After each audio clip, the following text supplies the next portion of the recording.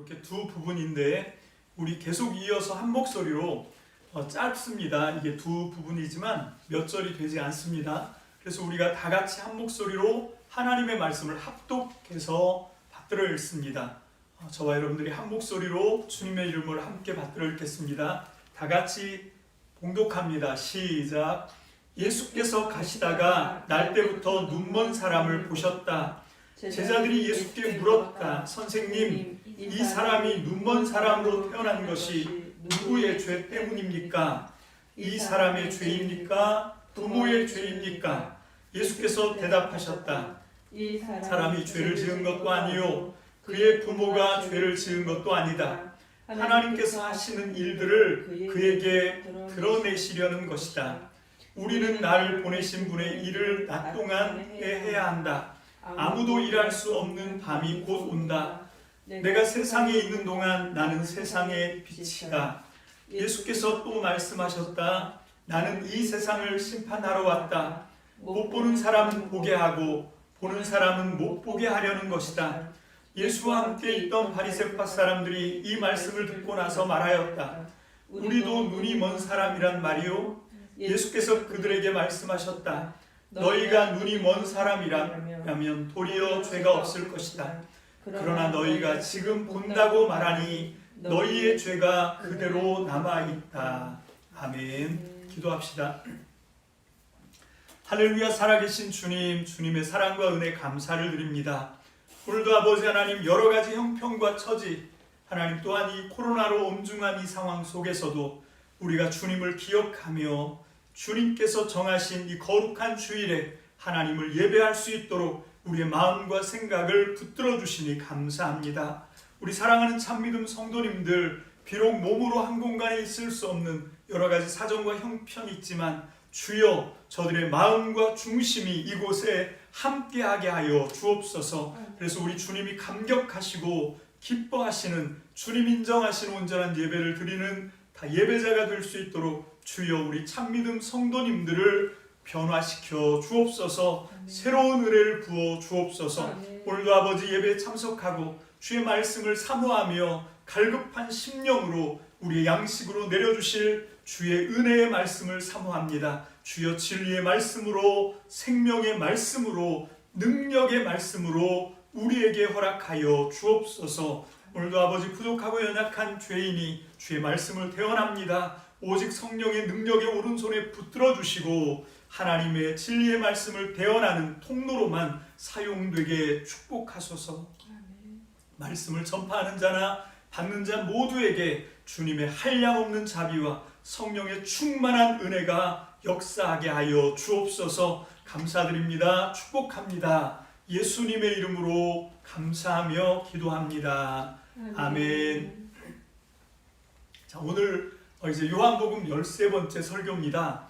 오늘 13번째 설교의 제목은 지금 본다고 하는 죄라고 하는 제목으로 오늘 이 요한복음 9장의 말씀을 함께 나누려고 합니다. 우리는 지난 시간 동안에 요한복음서를 꼼꼼하게 살펴가면서 말씀을 지금 공부하고 있습니다. 다시 한번 그동안 배운 내용을 좀 복습을 해야 오늘 우리가 이 말씀을 통해서 받을 은혜가 대충이라도 우리가 갈피를 잡을 수가 있거든요. 그래서 우리 다시 한번 그동안 배운 내용을 복습합시다. 요한복음은 서론, 본론, 결론으로 구성되어 있습니다. 서론은 어떤 분들은 1장 전체로 보기도 하지만 저는 1장에서 특별히 18절까지 나오는 로고스 찬양시를 서론으로 잡았습니다. 그리고 결론은 매우 짧게 요한복음 21장 24, 25 딱 두 절이 결론이에요. 우리 그 부분을 한번 다 같이 한 목소리로 받들어 읽습니다. 요한복음 21장 24절 25절입니다. 다 같이요. 시작. 이 모든 일을 증언하고 또 이 사실을 기록한 사람이 바로 이 제자이다. 우리는 그의 증언이 참되다고 하는 것을 알고 있다. 예수께서 하신 일은 이 밖에도 많이 있어서 그것을 낱낱이 기록한다면 이 세상이라도 그 기록한 책들을 다 담아두기에 부족할 것이라고 생각한다. 자, 요게 결론이에요. 자, 요한복음의 결론이 우리에게 주시는 이 결론의 말씀, 이게 뭘 지금 얘기하고 있습니까? 바로 이 요한복음을 기록한 사람이 바로 이 제자다. 그러니까 이 제자라고 하는 사람이 요한복음서를 기록했는데 그의 그 증언, 그 요한복음의 이 기록은 참되다라고 이제 얘기하는, 요게 이제 결론의 또 한 가지 주장인 거예요. 그리고 두 번째, 더 중요한 주장을 하죠. 그건 뭔가 하면 예수님이 이 땅에 오셔서 하신 일은 이 요한복음에 기록된 그 안에 담겨있는 그 사건보다 훨씬 더 많이 있다는 거예요. 예수께서 하신 일은 이 밖에도, 이 요한복음이 기록한, 이 제자가 기록한 이 증언 밖에도 아주 많이 있는데, 그것을 낱낱이 기록하면 이 세상도 이 기록을 다 담아두기에 부족하다. 자, 이 결론의 주장이 뭡니까? 여러분, 이것은 도대체 뭘 의미하는 걸까요? 자, 이건 뭔가 하면 예수님이 이 세상에 오셔서 하신 일은 아주 많다는 거예요. 아주 많은데 이 제자, 그러니까 요한이죠. 이 요한이라고 하는 제자가 왜 이렇게 그 많은 것 중에 아주 일부분만, 아주 작은 부분만 이렇게 기록을 했냐? 그건 뭔가 하면 그 제자가 이 요한복음을 기록할 때 의도가 있다는 거죠. 그러니까 예수님이 하신 일 전체를 다 나열한 것이 아니라 그 중에서 특별한 어떤 것들만 골라서 지금 여기에 기록해서 증언하고 있는데, 그러면 뭔가 하면 이 요한복음은 의도가 있다라고 하는 것입니다. 이 요한복음은 신학이 있다는 얘기예요. 여러분, 이 요한복음은 그냥 아무렇게나 쓴 것이 아니라 예수님이 하신 그 많은 일들 가운데서 이 제자라고 하는 요한이 굉장히 중요한 내용을, 굉장히 중요한 의도를 가지고 지금 이걸 기록하고 있다는 것입니다. 그래서 우리는 그거를 지금 찾아봐야 되는 것이죠. 자, 그래서 이제 서론은 1장 1절에서 18절, 그리고 결론은 21장 24, 25절, 이렇게 이제 서론 결론을 빠졌으니까 나머지 남는 것은 이제 본론이 남죠. 자, 그런데 이 본론은 요한복음 1장 19절부터 21장 23절까지가 본론입니다. 그런데 이 본론을 다시 둘로 나누어 볼 수가 있지요. 1장 19절부터 12장 50절까지 이거를 표징의 책, 예수님의 기적 이야기가 여기에 다 나오는데, 요한복음은 이걸 기적이라고 하지 않고 표징이라고 합니다. 개역 성경에서는 표적이라고 하죠. 이건 왜 표징이라고 하고 표적이라고 하냐면, 이게 이제 사이언스인데 사인이란 얘기예요. 사인. 이건 뭔가 하면 이 기적이 중요한 게 아니라 이 기적이 가르치고 있는 이게 중요하다는 거죠. 여러분, 여기서 이제 천안, 아산 이렇게 차를 타고 올라가다 보면 고속도로를 달리게 됩니다. 고속도로를 막 달려가는데 대전하고 통영 간 고속도로에 가다 보면 많은 이정표들이 있어요. 그게 표지판입니다. 그 표지판에 보면 대전 몇 킬로 이렇게 나와 있죠. 그 표지판이 대전이 아니에요. 그 대전까지 가는 길과 방법, 거리를 알려주는 그게 사인인 거죠. 마찬가지로 지금 이 요한이라고 하는 제자가 이 표징의 책 1장 19절에서 12장 50절까지 7개의 표징을 따로 모아서 이렇게 기록하고 있는데, 이 기적 자체가 중요한 것이 아니라 이 기적이 방향을 제시하고 있고 이 기적이 드러내려고 하는 그 숨어있는 의도가 더 중요하다. 그래서 이거를 표징이라고 합니다. 그리고 두 번째 부분이 13장 1절에서 21장 23절까지 여기를 영광의 책이라고 해요. 그래서 이 영광의 책, 표징의 책 이렇게 두 개로 나누어지는데, 지금 우리는 표징의 책 중에 이제 거의 끝부분을 지금 공부하고 있습니다. 표징의 책은 우리가 지금까지 공부했던 내용을 보면 1장 19절에서 1장 51절까지 이제 그 전반부에 로고스 찬양시가 쫙 나오고, 그래서 예수님이 바로 이 로고스로 이 땅에 오셨다. 예수님이 메시아다. 예수님이 구원자다. 그래서 이 천지를 창조하신 그분이다. 이걸 다 뭉뚱그려 놓은 것이 로고스라고 하는 말이에요. 그래서 그 로고스 예수님을 증언하는 증인들이 19절부터 세례 요한부터 시작해서 증인들이 막 등장을 하죠. 그래서 그 증인들의 증언을 담고 있는 것이 1장 19절에서 51절까지의 내용입니다. 그렇게 증인들의 증언이 쫙 나온 다음에 두 번째 이제 단락이 나오는데, 그게 요한복음 2장에서 4장까지죠. 소위 가나에서 가나까지. 그래서 첫 번째 표징 가나에서 베풀었던 혼인잔치, 두 번째 표징 바로 똑같은 가나에서 가버나움에서 올라왔던 왕의 신하. 왜 올라왔냐면 자기 아들이 지금 죽을 병에 걸려 죽어가고 있거든요. 그래서 그 아들을 먼 거리에서 원격으로 가버나움에서 죽은 그 아들을 살려내신 사건, 이게 가나에서 행한 두 번째 표징 하면서 이제 이 가나에서 가나까지가 한 단락인 거예요. 그 사이에 등장하는 게 3장에 바로 이 예루살렘에 살고 있는 유대의 존경받는 랍비 니고데모와 만나는 이야기. 그리고 두 번째가 4장에 나오는 사마리아 여자랑 만나고 그 사마리아 여인을 통해서 사마리아 동네를 다 구원하시는 이야기가 삽입이 되어 있습니다. 자, 이렇게 해서 이제 가나에서 가나까지 단락이 나오는데, 자, 이 기록을 통해서 우리는 예수님이 이 세상에 오신 목적이 무엇이냐, 예수님은 도대체 무슨 일을 하시고자 이 세상에 사람의 몸을 입고 오셨는지를 아주 명확하게 보여주고 있습니다. 자, 요한복음 3장 16절로 18절 한번 찾아 읽어봅니다. 요한복음 3장 16절로 18절 제가 단톡방에다 올려놨지요. 다 같이 봅니다. 시작. 하나님이 세상을 이처럼 사랑하셔서 외아들을 주셨으니 이는 그를 믿는 사람마다 멸망하지 않고 영생을 얻게 하려는 것이다. 하나님께서 아들을 세상에 보내신 것은 세상을 심판하시려는 것이 아니라 아들을 통하여 세상을 구원하시려는 것이다. 아들을 믿는 사람은 심판을 받지 않는다. 그러나 믿지 않는 사람은 이미 심판을 받았다. 그것은 하나님의 독생자의 이름을 믿지 않았기 때문이다. 자, 이것이 바로 예수님이 이 세상에 사람 몸을 입고 오신 목적이다 이거예요. 뭐 하러 오셨냐면 멸망받지 않고 심판하러 오신 것이 아니라 구원하려고, 영생을 주시려고 왔다는 겁니다. 그런데 그 독생자의 이름을 믿으면 좋은데 믿지 않는 사람은 이미 심판을 받았다 이렇게 말씀하고 있죠. 또 요한복음 3장 36절 똑같은 얘기인데 반복해서 나옵니다. 3장 36절 다 함께 읽습니다. 시작. 아들을 믿는 사람에게는 영생이 있다.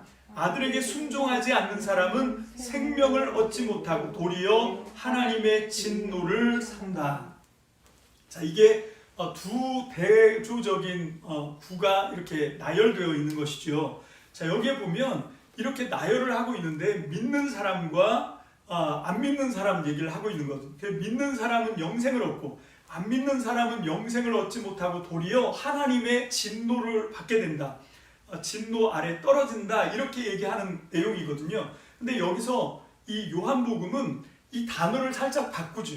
앞에서는 아들을 믿는 사람에게는 영생이 있다 그랬으면 그 다음에는 아들을 안 믿는 사람에게 이렇게 얘기해야 되는데, 두 번째 똑같은 내용을 반복해서 나열을 하고 있는 건데 두 번째 구에서는 뭐라고 말하냐면 순종하지 않는, 자, 이게 믿는 것과 반대되는 개념이라는 거예요. 그럼 믿음은 뭡니까? 순종하는 거지요. 안 믿는다고 하는 건 순종하지 않는 겁니다. 내가 마음으로는 알아, 믿어. 그런데 내 삶에서 순종으로 열매를 맺지 못하면, 내 삶이 하나님의 말씀에 순종으로 행동하지 않으면 그건 안 믿는다는 얘기입니다. 그래서 아들을 믿는 사람은 영생이 있다 해놓고 그 다음에 안 믿는 사람 표현을 아들에게 순종하지 않는 사람은 생명을 얻지 못하고 도리어 하나님의 진노를 산다. 자, 이 목적을 위해서 예수님이 이 땅에 오셨다는 거죠. 자, 그리고 세 번째 요한복음 4장 34절 다 같이 찾아서 읽어봅니다. 시작. 예수께서 그들에게 말씀하셨다. 나의 양식은 나를 보내신 분의 뜻을 행하고 그분의 일을 이루는 것이다. 아멘. 자, 예수님도 그 안에 들어가서 자기가 먼저 솔선수범하시면서 나를 보내신 아버지의 뜻을 순종하는데 어떻게 순종하냐면 반복듯이 한다는 거예요. 이게 마치 자기의 주식인 것처럼, 우리가 음식을 주식으로 알고 오늘도 아침 식사를 하고 맛있게 아침 식사를 하셨겠지요. 자, 그런데 예수님은 그렇게 우리 육신의 필요를 따라서 삼시세끼 챙겨 먹는 밥보다 더 중요하게 생각하는 게 뭐였냐면 하나님이 이 세상에 나를 보내신 그 뜻을 순종해서 그 뜻을 이루는 것, 이것을 중요하게 생각했다는 겁니다. 여러분, 이것이 예수님이 이 땅에 오신 목적이라는 거예요. 여러분, 우리를 구원하시는데 그 구원의 방법이 뭐였냐? 바로 예수님부터 시작한 그 순종, 그것이 믿음이라는 겁니다. 그리고 그 예수님을 통해서 우리가 하나님의 복음의 진리를 깨닫고 이분이 하나님의 살아계신 말씀이구나, 이걸 깨닫고 그 예수님을 본받아 예수님이 그렇게 하신 것처럼 하나님의 말씀에 순종하는 그런 삶이 되도록, 그래서 하나님의 뜻을 이루어 드리도록 하기 위해서 예수님은 이 세상에 오셨다는 거죠. 그게 바로 2장부터 4장까지 이렇게 기록하고 있는 목적입니다. 하나님의 뜻을 이루기 위해서 순종으로 오신 예수님의 이야기죠. 자, 그리고 나서 이걸 이제 간략하게 한마디로 다시 정의하면, 예수님은 죄로 깨지고 망가진 세상에 오셔서 세상을 회복하시길 원하신다는 거예요. 근데 그 회복은 어떻게 하는 건가 하면, 바로 지금까지 제가 설명드린 것처럼 하나님의 말씀으로, 그 하나님의 말씀을 믿고 그 하나님의 말씀에 순종함으로 이 깨진 세상, 죄로 망가진 세상이 하나님의 구원으로 회복된다라고 하는 것이죠. 자, 그런데 여기 이 첫 번째 단락인 2장부터 4장까지 굉장히 놀라운 반전이 하나가 숨겨져 있죠. 그건 뭔가 하면 여기 보면 정말 지금부터 2000년 전 예수님이 오셨던 그 세상에서는 하나님을 잘 믿는다고 자타가 공인하는 사람이 있었어요. 그런가 하면 역시 자타 공인, 하나님께서 버린 것 같이, 하나님이 이미 포기한 것처럼 구원이 불가능하다고 낙이 찍힌 사람들도 있었습니다. 그것은 바로 이 구원에 합당한 사람은 유대인이고 존경받는 예루살렘 유명한 랍비 니고데모 같은 사람이겠죠. 그런가 하면 하나님께서 포기한, 이제 구원을 받을 가망이 없다, 이렇게 여겨지는 사람은 누구였냐면 사마리아, 거기에 사는 수가성의 여인, 이런 여자인 거지. 자, 그런데 실제로 이 기록을 통해서는, 요한복음을 통해서는 이게 뒤집혀요. 그 2000년 전 인간들의 통념을 완전히 뒤집어 버리죠. 구원에 가장 가깝다고 보이던 니고데모는 오히려 전혀 예수님의 말씀을 알아듣지도 못합니다. 이해하지를 못해요. 그리고 예수님으로부터 거듭나지 않고서는 하나님 나라를 볼 수도 없고 들어갈 수도 없다라고 하는 청천벽력 같은 말씀을 듣습니다. 어둠 속에 예수님을 찾아왔다가 어둠 속으로 사라지는 그런 사람으로 묘사가 되는 게 2000년 전에 자타공인, 가장 구원에 가까운 사람이라고 생각했던 니고데모의 운명이었어요. 그런가 하면 2000년 전 사람들의 통념으로는 도저히 구원받을 여망이 없다고 생각했던 사마리아 수가성 여인은 예수님과 가장 오랫동안 얘기했습니다. 그것도 가장 뜨거운 한낮, 정오에 예수님을 만나서 거기서 예수님과 가장 뜨겁게 오랫동안 이야기를 나누고, 그 결과로 이 여자가 예수님을 알아봐요. 그게 요한복음 4장 19절입니다. 다 같이 봅니다. 요한복음 4장 19절 시작. 여자가 말하였다. 선생님, 내가 보니 선생님은 예언자이십니다. 물론 이 여자가 똑똑해서 눈이 열린 게 아닙니다. 하나님이 은혜로 예수님을 통해서 눈이 열린 거죠. 그래서 이분이 예언자구나. 여기서 예언자는 신명기에 나오는 바로 그 예언자입니다. 그래서 이 메시아 전 단계라고 볼 수가 있죠. 자, 그런데 이 여자의 믿음은 거기서 멈추지 않고 계속 발전합니다. 이게 중요한 거예요. 여러분, 우리의 믿음도 계속 발전해야 돼요. 여러분, 우리의 삶도 계속 거룩하게 변화되어야 됩니다. 믿습니까? 우리의 순종도 점점 순도 높은 순종으로 올라가게 되시길 주님의 이름으로 축복합니다. 아멘. 자, 4장 29절 10절 뒤에 이 여자는 어떤 믿음으로 올라가나 한번 보겠습니다. 4장 29절입니다. 시작.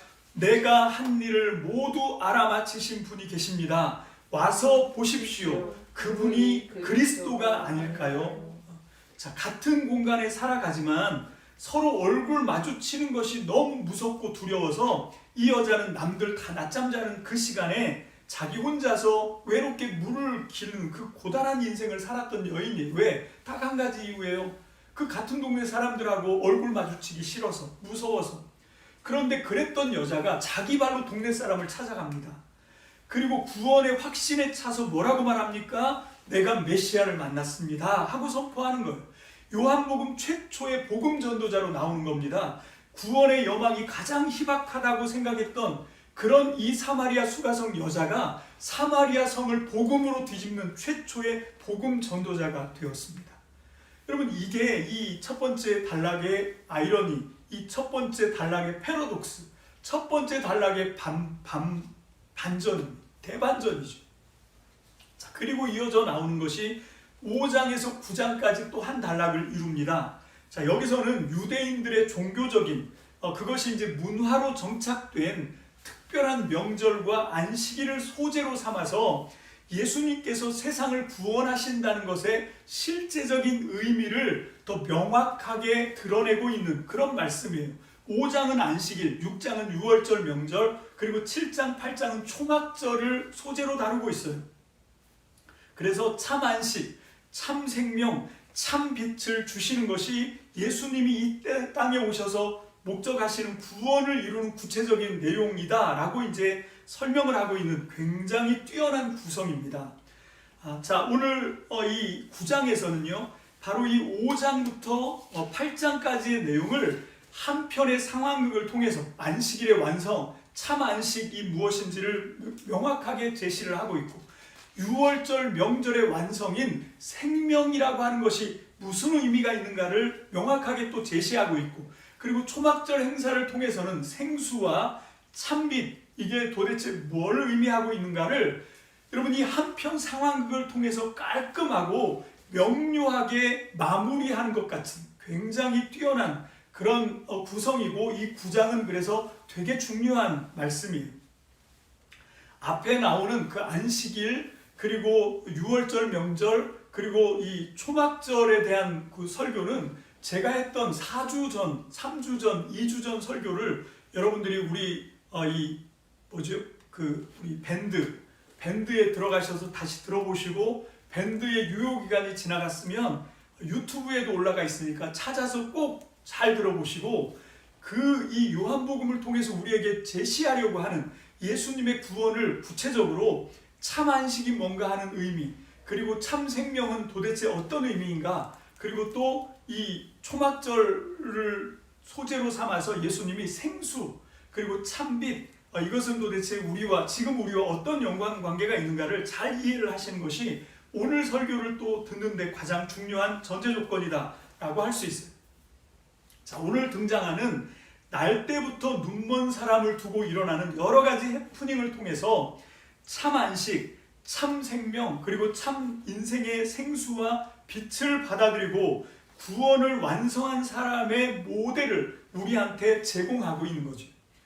자, 어떤 부분에서는 이 눈먼 사람, 날 때부터 눈먼 사람의 역할을 통해서 예수님의 모습도 우리가 볼 수가 있지만, 그런데 여기서 더 중요하게 우리에게 제시하려고 하는 건 뭔가 하면, 바로 이 날 때부터 눈먼 사람이 누구냐면 바로 저와 여러분들이다 라고 하는 거죠. 하나님의 구원을 제대로 받으려면 바로 이 사람처럼 돼야 된다. 오늘 설교는요, 이 사경회를 통해서 제가 이 부분을 명확하게 많이 설교를 했었고, 자료도 여러분들에게 풍성하게 나누어 드렸고, 이번에 이제 그 사순절 마지막 한 주간인 고난주간이 되면 제가 짧게 한 30분에서 25분, 30분짜리로 짤막짤막하게 만들어서 제가 제공하는 그 내용에 이 9장을 아주 조목조목 잘 할 거니까, 오늘은 이 9장에서 그럼 도대체 이 안식일의 완성, 그리고 유월절의 완성, 초막절의 완성의 모델을 왜 하필이면 날 때부터 눈먼 사람이라고 하는 그런 인물을 제공했을까라고 하는 거죠. 왜 이 캐릭터여야 했냐는 거예요. 왜 이 캐릭터가 날 때부터 눈먼 사람으로 등장해야 하냐는 겁니다. 자, 오늘 설교 제목이 뭐지? 오늘 설교 제목이 뭐였습니까? 지금 본다고 하는 것은 죄다라고 하는 거예요. 여러분, 지금 그 말씀이 오늘 본문에 우리가 읽었던 말씀인데, 이 바리새인, 함께 있었던 바리새인이 예수님께 반문하지요. 야, 우리도 눈이 멀었냐? 이렇게 이제 물어봅니다. 그랬더니 예수님이 말씀하시기를, 너희가 눈이 먼 사람이었다면 너희는 죄가 없을 것인데, 그런데 지금 너희가 본다고 하니까 너희는 죄인이다 라고 얘기하는 거예요.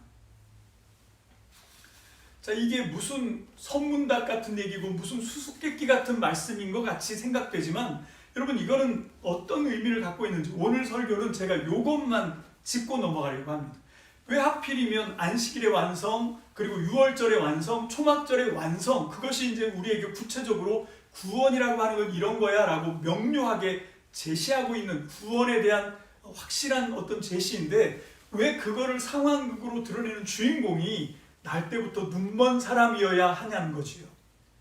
자, 여기서 눈멀었다고 하는 건 물론 육체적으로 시력을 잃어버린 시각장애우를 나타내는 것이기도 하지만 또 한편으로 얘기하면 어떤 건가 하면 성경이 전체로 다루고 있는, 여러분 성경 전체는 뭔가 하면 내가 스스로 판단력을 갖는 것, 내가 스스로 생각하는 것, 이거를 하나님 앞에 반역이라고 얘기해요. 그것이 창세기 초반부터 나오는 얘기 아닙니까? 선악과를 따먹고 선악의 분별을 하나님이 하셔야 되는 건데 그거를 하나님 자리를 내가 월권해서 그 하나님 자리를 찬탈해서 내가 이건 선한 것, 이건 악한 것을 내 스스로가 판단하는, 그것을 성경은 죄다, 죄의 출발이다 라고 얘기하는 거예요.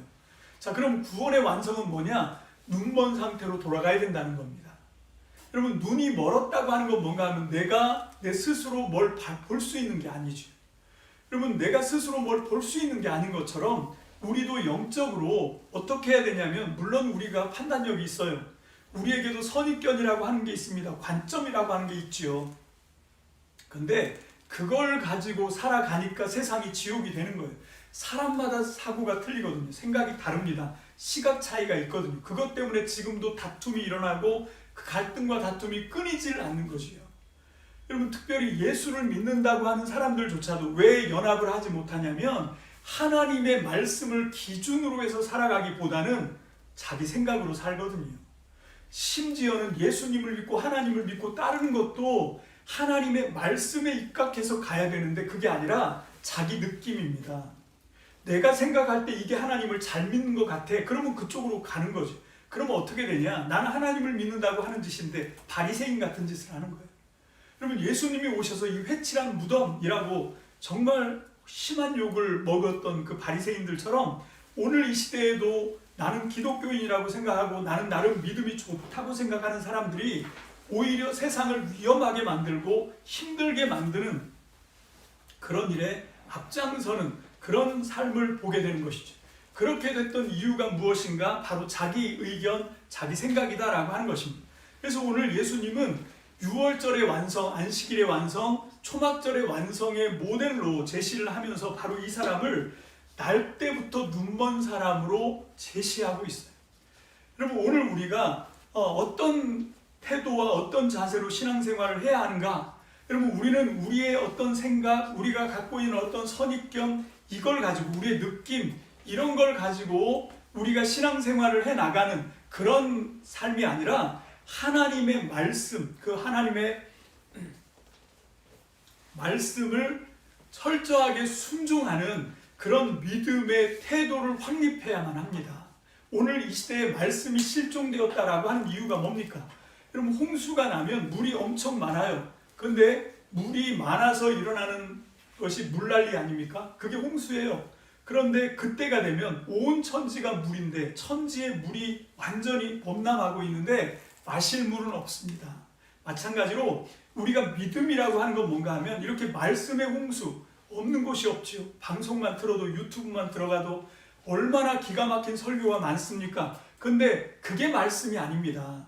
진짜 위력 있는 말씀은 뭔가 하면 내 생각, 내 판단력을 그 말씀 앞에 꺾는 거죠. 그리고 그 말씀을 기준으로, 그 말씀의 기준을 붙들고 말씀에 순종하며 살아가는 것, 그게 말씀이에요.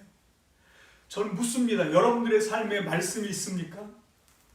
머릿속에 암기하고 있는 말씀이 있냐고 묻는 게 아니에요. 딸딸 외우면 뭐합니까? 여러분, 스마트폰 안에 성경을 들고 다니면서 보고 싶을 때 항상 보고 중요합니다. 그거 뭐 중요하지 않다고 얘기하는 게 아니에요. 근데 그렇게 하라고 주신 말씀이 아닙니다. 하나님의 말씀은 순종하라고 주신 말씀이에요. 하나님의 말씀은 네 생각, 네 판단력을 이 말씀 앞에 내려놓고 하나님의 말씀의 기준에 순종해서 살아가라고 주신 것이 이 말씀입니다. 근데 우리가 그렇게 하지 못하고 있는 게 너무 안타까운 거죠. 그래서 오늘 이 두 번째 단락, 이 본론의 두 번째 단락입니다. 아까 그 증인들의 증언을 빼고요.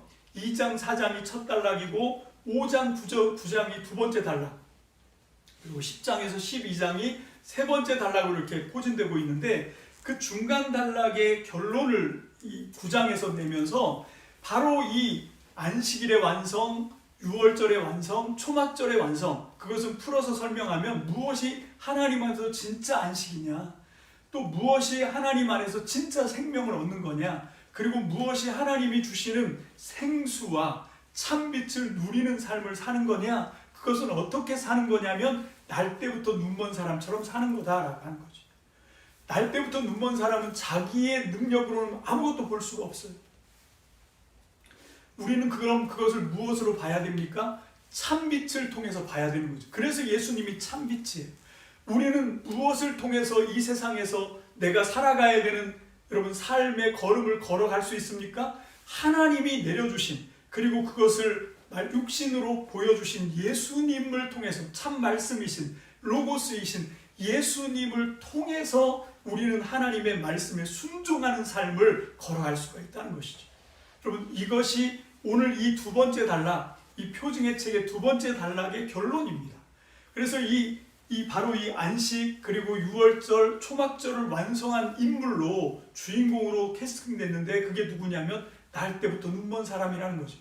다른 사람들은 다 눈뜨고 대명천지에 다 보고 하지만 가장 하나님의 진리를 분별하고 그 진리를 놓치지 않고 따라갔던 사람은 실제로는 날 때부터 눈먼 사람이었는데, 이 사람이 영안이 열린 사람인 거죠. 근데 나머지 바리새인, 서기관, 율법학자들 다 본다고 하는데, 근데 이 사람들은 보는 사람이 아니었던 거예요. 여러분, 이게 심각한 겁니다. 오늘 이 말씀을 통해서 우리가 결론을 내리면서 이 말씀을 지금 나에게 어떻게 적용합니까? 여러분들은 여러분들의 삶의 걸음을 걸을 수 있는 하나님의 말씀을 얼만큼 의지하고 있느냐는 거지. 여러분들은 하루하루 살면서 얼만큼 하나님의 말씀에 순종으로 반응을 하면서 살아가고 있는가 하는 것입니다. 여러분, 저는 믿습니다. 우리가 이 땅에서 자연 수명으로 몇십 년, 몇백 년을 사느냐, 이게 중요한 것이 아니라 그 세월, 그 시간 동안에 하나님 앞에 갔을 때 남는 시간은 뭐밖에 없냐면 예수 그리스도 참되신 말씀에 순종하고 그 믿음으로 하나님의 말씀을 내 삶에서 내가 순종으로 걸어갔던 그 시간만 남는 거예요. 그 시간만 생명의 시간입니다. 내 생각, 내 판단으로 사람들은 막 박수치고 칭송할지 모르지만 하나님 앞에 가면 그건 아무것도 아닌 거가 되는 거죠. 우리의 유일하게 남는 가치, 우리에게 유일하게 남는 그 순간은 뭔가 하면, 우리의 존재의 이유는 무엇인가 하면 하나님의 말씀에 순종하는 것입니다. 그래서 그 하나님의 말씀은 우리의 양식인 거예요. 그래서 그 하나님의 말씀은 우리의 진리입니다. 그래서 그 하나님의 말씀은 우리에게 생명인 줄로 믿습니다. 그래서 오늘 이 안식일, 유월절, 초막절의 완성은 뭐냐? 하나님의 말씀에 순종으로 따라가는 삶이에요. 누구처럼요? 예수님처럼. 그리고 오늘 이 9장에 나오는 눈먼 사람처럼 어떤 위협이 와도, 어떤 어려움이 닥쳐도, 여러분, 이 시대에 이 눈먼 사람이 처했던 이건요, 어마어마한 위기입니다. 어마어마한 공포고, 이 바리새인과 그 교회 공회에서 축출을 하겠다, 막 죄인으로 취급하고 이렇게 하는데 그 사람들의 의견과 거슬러 간다는 것은 대단히 위험한 거예요. 그런데 그렇게 하죠. 왜? 자기 생각이 아닙니다. 자기 생각이 아니라 살아계신 하나님의 말씀, 진리의 말씀을 만났기 때문에 그분의 말씀을 거역할 수가 없는 거죠. 그분의 말씀을 저버릴 수가 없는 거예요. 그런데 오늘 저와 여러분들은 어떻습니까? 상황이 조금만 여의치 않고 힘들면 하나님의 말씀을 붙들고 살다가도 조금만 힘들어지는 것 같으면 세상 방식으로 옮겨 타지 않습니까? 이러면 안 돼요. 우리는 그런 순간에도 이 날 때부터 눈먼 사람이 어떻게 하나님 앞에서 믿음을 지켰는가를 돌아보면서 우리도 아무리 힘들고 어려운 순간이 와도, 당장 내 눈앞에 위협이 닥쳐온다 할지라도 우리는 어떻게 해야 되냐면 하나님의 말씀을 타협하면 안 됩니다. 하나님의 말씀에 순종하는 삶을 초지일관 의연하게 믿음으로 순종하며 걸어가야 할 줄로 믿습니다. 아멘. 그렇게 할 때 지금은 미약하지만 그 일을 통해서 하나님이 우리를 참 승리자로, 참 복된 자로, 참 생명의 사람으로 인정해 주실 줄로 믿습니다. 아멘. 그렇게 오늘 이 험한 시대를 살아가는 저와 여러분들이 다 되시길, 승리하는 저와 여러분들 되시길. 어떻게 하면 승리한다고요? 말씀의 결론입니다. 하나님의 말씀에 붙들려 그 말씀에 순종하는 삶, 이것이 참 믿음이고, 이것이 참 생명이고, 이것이 참 진리고, 이 안에 참 생수와 참 빛의 영광이 있는 것을 믿으시길 주님의 이름으로 축복합니다. 아멘. 그것을 주시기 위해서 말씀이신 천지를 창조하신 예수님이 말씀 하나님이 사람이 되셔서 오셨다는 거예요. 그만큼 우리에게 주신 이 말씀은 너무너무 중요합니다. 오늘 이 말씀을 여러분들의 삶의 중심으로 붙들고 이 말씀에 순종하는 저와 여러분들이 되시기를 주님의 이름으로 축복합니다. 기도하겠습니다. 할렐루야. 주님 감사합니다. 정말로 세상이 혼탁하고 어려운 이 시대를 살아가면서 우리가 어떻게 사는 것이 하나님의 뜻에 순종하는 삶인지 여러 이야기들이 있고 여러 주장들이 있습니다.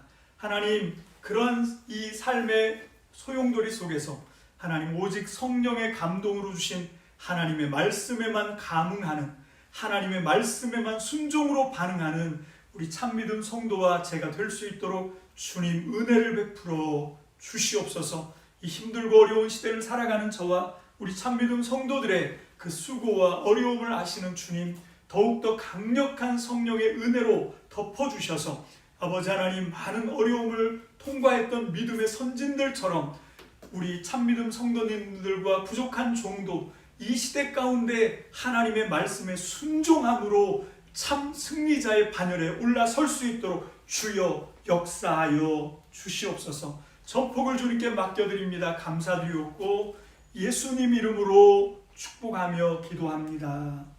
아멘.